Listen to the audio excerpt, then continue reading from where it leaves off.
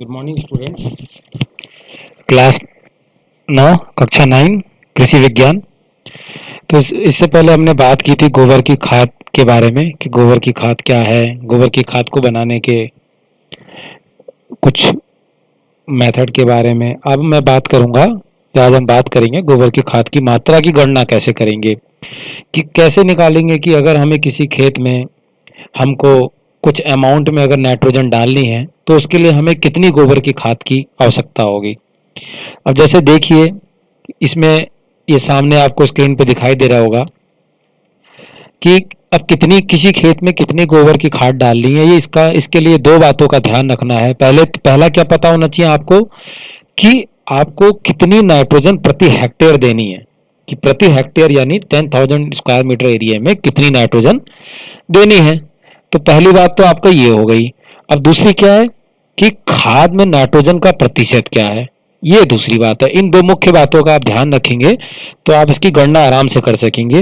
ये कुछ उसी तरह है जैसे हम किसी भी आवश्यक उर्वरक की कितनी आवश्यकता पड़ेगी अगर हमें रिकमेंडेड डोज पता है। रिकमेंडेड डोज मतलब अगर आपको ये पता है कि इतने एरिया में यानी पर हेक्टेयर इसको हमें इतने किलो इस न्यूट्रिएंट की आवश्यकता है, इसके लिए हमें कितनी उर्वरक की आवश्यकता होगी।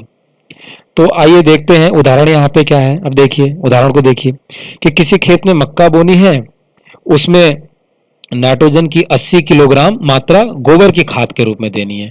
तो जो रिक्वायर अमाउंट है यहाँ पे आपका कितना है, ये है 80 किलोग्राम। 80 किलोग्राम नाइट्रोजन देनी है, ठीक है। अब ये देखिए हमें ये पता है कि गोबर की खाद में एवरेज कितना है, 0.5% नाइट्रोजन उपलब्ध होता है। तो आप एक ये गणना देख लीजिए कि 1 कुंटल में कितने होते हैं, 100 किलोग्राम होते हैं, और 10 कुंटल बराबर 1 मीट्रिक टन। तो आप ये याद रखिए कि 1 कुंटल बराबर 100 किलोग्राम। अब देखिए, तो 100 किलोग्राम आप हमेशा कोई भी उर्वरक को गणना करनी होगी तो आप ये देखिएगा प्रतिशत मतलब 100, यानी आपको 100 में कितना मिलेगा। तो इसमें देखिए अगर किलोग्राम में बात करते हैं तो 100 किलोग्राम की बात करूं तो 100 का 0.5% कितना होता है, 100 का 0.5% होता है 0.5 यानी आधा किलोग्राम नाइट्रोजन मिलती है। तो यहाँ पे वही बात को कहा गया है, आप ऐसे समझिए, चाहे जो मैंने बताया वैसे समझिए कि 0.5 किलोग्राम नाइट्रोजन मिलेगी 100 किलोग्राम गोबर की खाद से, या फिर आप 100 गुणा 0.5 बट्टे जब 100 करेंगे तब भी आंसर कितना आएगा आपका, 0.5 आ जाएगा, ठीक है। अब उसी प्रकार देखिए इन्होंने यहाँ सीधे फॉर्मूले में रखा है कि फिर अब इसी प्रकार 80 किलोग्राम नाइट्रोजन कितने से मिलेगी। तो 80 किलोग्राम नाइट्रोजन को उन्होंने क्या है, 100 गुणा 80 दशमलव कितनी प्रेजेंट होती है, 0.5। इससे इन्होंने जब गणना करी तो आंसर आ गया आपका 20,000 किलोग्राम गोबर की खाद से। अब 20,000 किलोग्राम गोबर की खाद से कब क्या करोगे, अगर इसको कुंटल में निकालना है तो कुंटल में कन्वर्ट करने के लिए आप इसको 100 से भागा कर देंगे, क्योंकि 1 कुंटल में 100 किलोग्राम। तो 100 से भागा करेंगे तो ये 2 जीरो कट जाएंगे और आपका बचेगा 200 कुंटल। या फिर एक और फार्मूला है, इसको आप क्या कर सकते हैं, मैं कहता हूं आप अपने याद रखने के लिए एक फॉर्मूला बना दीजिए कि आर आर इंटू, आपने क्या करा, आर करने के बाद हो गया आपका इंटू 100, 100 ये फॉर्मूला है, 100 लिखा आपने, और अपॉन क्या करेंगे, ए आई। इसको मैं अभी बताता हूं, ए और आई। अब देखिए ये याद करने के लिए फॉर्मूला है, इसको चाहे तो ऐसे भी कर सकते हैं। आर का मतलब आप लिख लीजिए recommended dose, RECOMMEND, recommended dose, ठीक है। रिकमेंडेड डोज मतलब कि आपको कितनी आवश्यकता है, रिक्वायर्ड अमाउंट क्या है। तो रिक्वायर्ड अमाउंट क्या है, देखिए क्वेश्चन में कह रहा है 80 किलोग्राम रिक्वायर्ड है कि इतनी आपको नाइट्रोजन देनी है हेक्टेयर में, ठीक है, 1 हेक्टेयर में। अब इंटू 100 इसलिए कि ये प्रतिशत वाला कैलकुलेशन से, इसलिए प्रतिशत का ये नीचे जाता है, ये इसलिए 100 ऊपर रखते हैं, अपॉन एआई। एआई का मतलब होता है एक्टिव इंग्रेडिएंट यानी सक्रिय तत्व। लेकिन इसमें आप समझिए कि इसमें आपका सक्रिय तत्व आप कैसे मान लेंगे कि एक्चुअल अमाउंट में कोई भी न्यूट्रिएंट कितना प्रेजेंट है।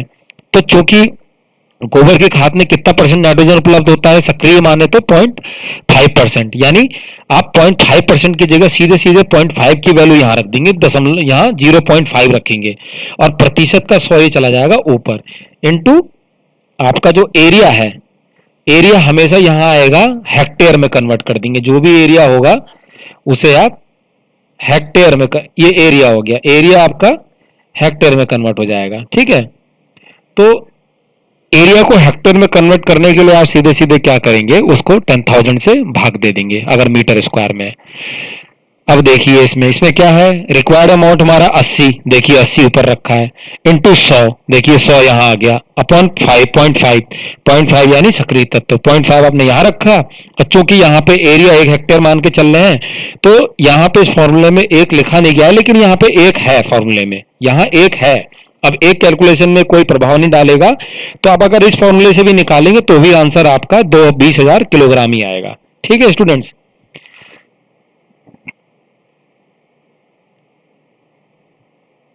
अब देखिए आगे चलते हैं। अब हम बात करते हैं ढेर विधि। ढेर विधि क्या है गोबर की खाद तैयार करने की? ढेर विधि में देखिए कि यह वैज्ञानिक विधि नहीं है, लेकिन आज के आधुनिक समय में अधिकतर किसान इसी विधि से खाद तैयार करते हैं। इस विधि में किसान क्या करते हैं कि खुले स्थान पर गोबर, कूड़ा करकट, राख आदि का ढेर लगा देते हैं। जैसे ढेर विधि से लग रहा है कि ढेर लगा देते हैं, ये देखिए ये चित्र में ढेर लगा है ना आपका, तो ये ढेर लगा देते हैं। ठीक है, और कुछ समय के बाद इस ढेर को उठाकर खेतों में डाल देते हैं। तो सिंपल आप क्या करते हैं, एक जगह पे स्थान पे कूड़ा करकट, गोबर, राख का ढेर लगाते रहते हैं, कुछ समय बाद जब वो सड़ जाता है तो उसको उठाकर खेत में डाल देते हैं। तो तथा अब क्या होता है इसमें, इस प्रकार खाद का बहुत बड़ा भाग बगैर सड़े बच जाता है तथा बहुत से पोषक तत्व व्यर्थ में नष्ट हो जाते हैं, जिससे खाद की उपयोगिता भी अधूरी रह जाती है। इस विधि से खाद तैयार नहीं करनी चाहिए। ठीक है, यह खाद तैयार करने की उपयुक्त विधि नहीं है। अब हानियां क्या है? हानियां देखिए क्या है कि इस विधि से खाद तैयार करेंगे तो लगभग 1/3 नाइट्रोजन, जो नाइट्रोजन का भाग है वो वोलेटाइल लॉसेस बोलते हैं उसे, वोलेटाइल, VOLATILE, वोलेटाइल लॉस यानी वायु में उड़कर या वर्षा में बहकर नष्ट हो जाएगा। और दूसरा क्या है, इस विधि से खाद तैयार करने में फास्फोरस तथा पोटास जैसे तत्वों की भी हानि होती है, यानी फास्फोरस और P2O5 और K2O इनकी भी आपकी हानि होगी। अब इस विधि से क्या है, खाद अच्छी से सड़ती नहीं है और खेत में दीमक लगने का भय रहता है। गोबर कच्चा रहेगा तो कच्चे गोबर में दीमक आती है। इससे अधिकतर पोषक तत्व भी नष्ट हो जाते हैं इस विधि से, और खाद की महत्ता कम हो जाती है। इस विधि से तैयार की गई खाद खेतों में तुरंत लाभ नहीं पहुंचाती और खेतों में सड़ने में समय लगता है, यानी जो खेत में डिकम्पोजिशन होगा तो समय लगेगा। अब देखिए कंपोस्ट की बात करते हैं, अगली खाद हमारी। कंपोस्ट क्या होती है? पौधों के अवशेष पदार्थों, कूड़ा करकट, मनुष्य के मलमूत्र, पशुओं के गोबर को सड़ाने से जो खाद बनती है उसे हम क्या कहते हैं? उसे हम कंपोस्ट खाद कहते हैं। कंपोस्ट को कृत्रिम अथवा संश्लेषित फार्म यार्ड में भी कृत्रिम या संश्लेषित फार्म यार्ड भी खाद भी कहते हैं। ठीक है, कंपोस्ट को क्या कहते हैं? कृत्रिम खाद या संश्लेषित फार्म यार्ड खाद भी कहते हैं। अब कंपोस्टिंग क्या है? कंपोस्टिंग देखिए, कंपोस्ट खाद तैयार करने की क्रिया को ही कंपोस्टिंग कहते हैं, यानी कंपोस्ट खाद तैयार कर रहे हैं उसको हम कंपोस्टिंग कर देंगे। अब इसको किस प्रकार से परिभाषित कर सकते हैं, तो आइए देखते हैं कि कंपोस्ट एक जैविक प्रक्रम है जिसमें वायुजीवी तथा अवायुजीवी दोनों प्रकार के सूक्ष्म जीव कार्बनिक पदार्थों का विच्छेदन करके पौधों के अवशेष पदार्थों का कार्बन नाइट्रोजन अनुपात कम करते हैं। कार्बन नाइट्रोजन अनुपात को हम बोलते हैं CN रेशियो। CN रेशियो अनुपात कम करते हैं, CN रेशियो कम करते हैं। कंपोस्टिंग में सड़ी हुई खाद बनती है जो कंपोस्ट कहलाती है। ठीक है, तो इसमें एरोबिक और एनारोबिक जो माइक्रोब हैं वो क्या है, जो भी अवशेष पदार्थ है उनके CN रेशियो को कम करते हैं और इससे खाद सड़ती है जिसको कंपोस्ट कहते हैं। गोबर की खाद एक निश्चित मात्रा में ही मिल सकती है, क्योंकि गोबर एक निश्चित मात्रा में खाद बनाने के लिए उपलब्ध हो सकता है। अतः इस बात की आवश्यकता प्रतीत हुई कि गोबर की खाद के समान ही गुणकारी खाद किसी अन्य उपाय से तैयार हो जाए। कृषि विभाग ने इस संबंध में अनेक अनुसंधान कराए तो कंपोस्ट इसी मार्ग में एक सफलता है, यानी उसका सब्स्टिट्यूट कर लीजिए। उसके अगर कंपोस्ट आपके पास फार्म यार्ड या गोबर की खाद नहीं है तो कंपोस्ट भी आपके पास एक अच्छा विकल्प है। अब कंपोस्ट खाद दो प्रकार की होती है। देखिए, एक होती है फार्म कंपोस्ट और दूसरी होती है हमारी अर्बन या टाउन कंपोस्ट। तो जो कंपोस्ट फार्म पर उपलब्ध घास फूस इत्यादि वनस्पतिक वस्तुओं को सड़ाकर तैयार की जाती है उसे हम फार्म कंपोस्ट कह जाते हैं, तथा शहरी या कस्बों में उपलब्ध कूड़ा करकट मल मूत्र से बनाई गई खाद को हम टाउन कंपोस्ट कह देते हैं। अब इस सफलता का श्रेय वैज्ञानिक हचिंसन तथा रिचार्ड को जाता है। देखिए, ये दो वैज्ञानिक थे, इनको जाता है इस सफलता का श्रेय। अब कंपोस्ट बनाने हेतु अनिवार्य आवश्यकताएं क्या है? तो देखिए, क्या क्या जरूरत पड़ती है आपको कंपोस्ट खाद बनाने के लिए। पर्याप्त मात्रा में कार्बनिक अवशेष पदार्थ होने चाहिए। अब इसमें क्या है, इसमें आपका क्या आता है, जो फार्म का कूड़ा करकट है, भूसा, ज्वार, मक्का, बाजरा आदि घास पत्तियां खरपतवार है, गन्ने की पत्तियां से जो है, जलकुंभी, मूंगफली का छिलका, ढैंचा, पशुओं का मलमूत्र, बिछावन, गौशालाओं के मूत्र में सनी मिट्टी, लकड़ी की राख आदि पदार्थ हैं। तो ये कार्बनिक पदार्थ के रूप में उपयोग किए जाते हैं, जिसको किसान भाई हमारे कृषक बिना कठिनाई के एकत्र कर सकते हैं। दूसरा क्या है, सुटेबल स्टार्टर यानी उपयुक्त प्रारंभक या प्रवर्तक। कंपोस्ट बनाने में इसका महत्व, विशेष महत्व है। जब कंपोस्ट तैयार करने वाले पदार्थों में नाइट्रोजन की तुलना में कार्बन की मात्रा अधिक होती है तो कार्बनिक पदार्थों का विच्छेदन उचित रूप से नहीं होता, जो डिकम्पोजिशन है वो उचित रूप से नहीं होता। इसके लिए नाइट्रोजन युक्त प्रवर्तकों जैसे पशुओं का गोबर, जो नाइट्रोजन जिनमें होती है, यानी सुटेबल स्टार्टर के लिए क्या है, आपका वो पदार्थ होना चाहिए जिसमें नाइट्रोजन की उपलब्धता होती है। देखिए, एक बात याद रखिएगा, जब भी आप खेत में कच्चा गोबर डालते हैं या खेत में अनडिकम्पोस्ट मतलब जिसका विच्छेदन नहीं हुआ है ऐसा कार्बनिक पदार्थ डालते हैं, तो उसके विच्छेदन यानी डिकम्पोजिशन के लिए नाइट्रोजन की आवश्यकता पड़ती है। बैक्टीरिया को, जो आपके जीवाणु हैं, उनको नाइट्रोजन की आवश्यकता पड़ती है, तो वो खेत में उपलब्ध नाइट्रोजन को यूज कर लेते हैं उसका डिकम्पोजिशन करने के लिए, जिसके फलस्वरूप खेत में नाइट्रोजन की कमी हो जाती है। इसीलिए देखिए, यहाँ पे अजय स्टार्टर क्या यूज कर रहे हैं, नाइट्रोजन युक्त पदार्थ यूज कर रहे हैं। जैसे इसमें क्या है, आपका पशुओं का गोबर है, मूत्र है, विस्टा है, sewage sludge, activated sludge, calcium cyanamide, ammonium sulphate, sodium nitrate तथा एडको पाउडर आदि का प्रयोग किया जाता है। ठीक है, इससे क्या होगा, जो आपकी सड़ाव की प्रक्रिया, डिकम्पोजिशन की प्रक्रिया शीघ्र होती है। अब इसमें आगे क्या है, इसमें देखिए आगे है आपका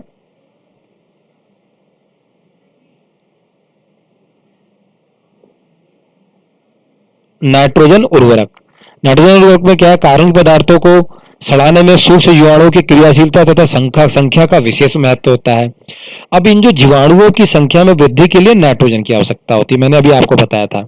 अतः नाइट्रोजन की पूर्ति के लिए नाइट्रोजन के उर्वरक की उचित मात्रा भी मिलानी चाहिए। देखिए, नाइट्रोजन युक्त पदार्थ आपने मिला लिया, लेकिन नाइट्रोजन युक्त उर्वरक मिलाने से भी इनकी संख्या में वृद्धि होती है, क्रियाशीलता बढ़ती है। माइक्रोब्स जो है, जिन्हें हम माइक्रोब बोलते हैं, बैक्टीरिया बोलते हैं। अब अगर नमी नहीं होगी, आपका पूरा जो आपका जितना भी आपने सामान उपलब्ध कराया, रॉ मटेरियल बिल्कुल सूखा होगा, नमी नहीं होगी, तो भाई आपके सूक्ष्म जीव कैसे काम करेंगे। तो सूक्ष्म जीवों की सक्रिय बनाने के लिए क्या है, कंपोस्ट में 50% नमी का होना अति आवश्यक है। अब चूने की उचित मात्रा, पांचवा देखिए। अब क्या होता है कि जब कंपोस्ट में जब आपका सारा जो ये पदार्थ है, जो कार्बनिक पदार्थ है, उर्वरक है, जब ये सड़ते हैं तो कार्बनिक अम्ल बनता है, कार्बोनिक एसिड बनता है। अब ये कार्बनिक एसिड जब ज्यादा बन जाता है तो क्या होगा, आपके जो माइक्रोब हैं, सूक्ष्म जीवाणु हैं, उनके लिए हानिकारक होता है अम्ल। तो इसी अम्ल को उदासीन करने के लिए आपको किसकी आवश्यकता होती है, कि थोड़ा चूने की आवश्यकता होती है, इसलिए चूने की भी जरूरत पड़ती है। अब उचित वायु संचार, कंपोस्ट बनाने में उचित वायु संचार का होना अधिक आवश्यक है, अति आवश्यक है, क्योंकि अधिकांश जीव सूक्ष्म वायुजीवी होते हैं।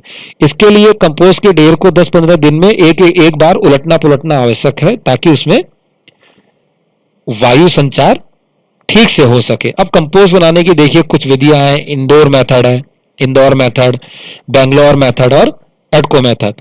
तो अगले लेक्चर में हम बात करेंगे इंदौर मेथड की। Thank you.